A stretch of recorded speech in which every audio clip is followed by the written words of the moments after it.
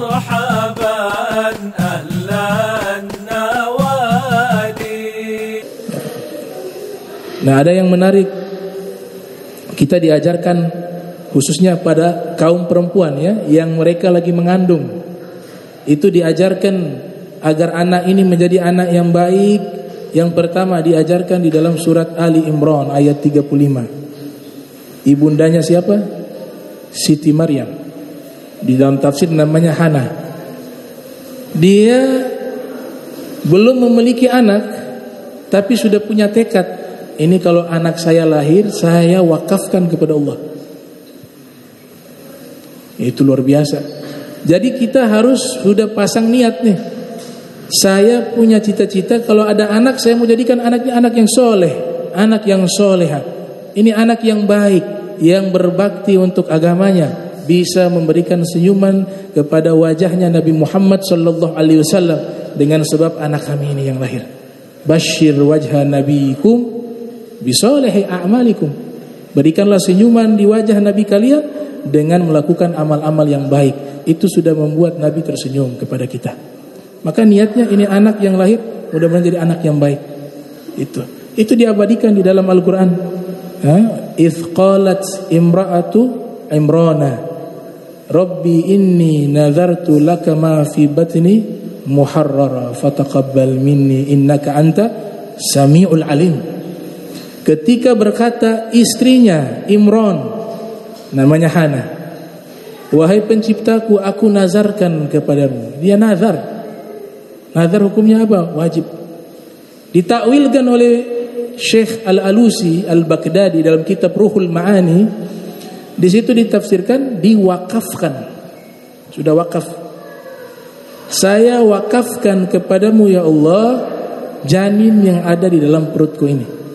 Muharrara. Apa makna muharrara? At-tafarruq li'ibadati Rabbi. Hanya tercurahkan umurnya ibadah kepada Allah, tidak yang lain. Diwakafkan.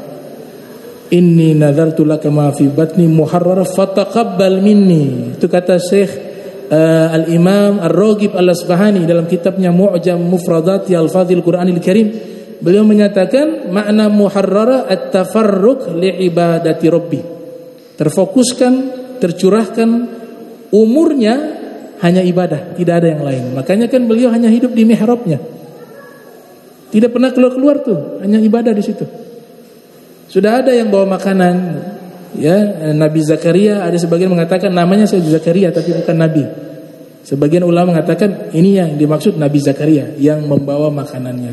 Makanya Allah abadikan tuh. Allah abadikan di dalam Al-Qur'an, kullama dakhala 'alaiha Zakaria mihrabah wajada indaha rizqa. Tiap kali Nabi Zakaria masuk di mihrabnya, itu tempat tinggalnya. Dari beliau kecil sudah ditempatkan di situ ibadah, puasa, salat, zikir, itu yang dilakukan. Suci, bersih. Tidak pernah lihat laki-laki yang lain. Laki-laki yang bukan mahram tidak pernah melihatnya. Nabi Zakaria masih ada hubungan famili. Itu. Dan subhanallah, masuk ke mihrab ada makanan di dalam. Qal ya Maryam anna laki hadha? Qalat huwa min indillah innallaha yarzuqu may yasha bighairi hisab. Ia mengatakan ini rizki dari Allah. Allah jika memberikan rizki kepada hamba yang dicintai tanpa ada perhitungan, bighairi hisab. Nah, ini yang harus kita pasang. Punya turunan, niatnya menjadikan turunan kita orang-orang yang baik. Kalau tidak pasang niat, maka akan sangat sulit melahirkan generasi-generasi yang taat kepada Allah dan taat kepada baginda Nabi Muhammad sallallahu alaihi wasallam. Niat yang pertama, sebagaimana dilakukan oleh ibunda daripada Sayyidah Maryam.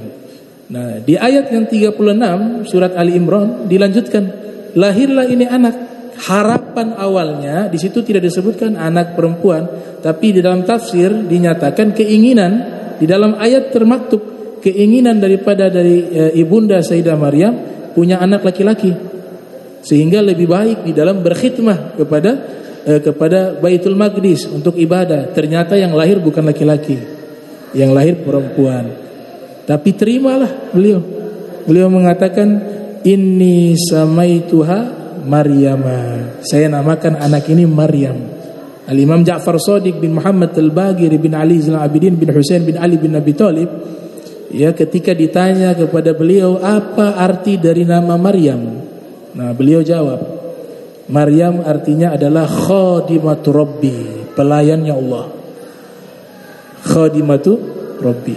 Nah, beruntung orang yang punya nama Maryam.